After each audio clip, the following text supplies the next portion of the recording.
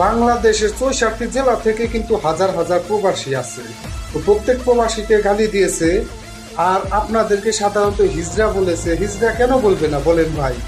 আপনারা কি ওর সঠিক বিচার করতে পারছেন? ওর সঠিক বিচার কিন্তু আপনারা করতে পারেন না। উনি কিন্তু ফেলে হাসছে, বৃষ্টি নামক মেয়েটা। যদি ঠাস করে কারণ করে এনে দিতেন তাহলে বুঝতে পারতাম যে আপনারা সঠিক বিচার করছেন। আপনারা হচ্ছে বীর পুরুষ, কিন্তু আসলে আপনারা কিন্তু বীর পুরুষের পরিচয় দেন নাই। আর আমার এই ভিডিওটা বুঝতে পারবে যারা গাইবান্ধার কিছু লোক আছে, বুঝতে পারবেন আসলে কিন্তু আপনারা ভেবে দেখবেন সঠিক বিচার করতে পারেন নাই। তো অতএব বাড়াবাড়ি করে কোনো লাভ নাই। ৬৪ ডিস্ট্রিক্টের থেকে কিন্তু ৬৪ জন, আর আপনারা গাইবান্ধার কিন্তু মাত্র কয়েকজন। হিসাব করে কথা বলবেন, এনে বাড়াবাড়ি না করে চুপ থাকেন, এটা সবচেয়ে বেটার হবে। আর একটা কথা মনে রাখবেন, ১০-এর লাঠি ১-এর বোঝা, ঠিক আছে?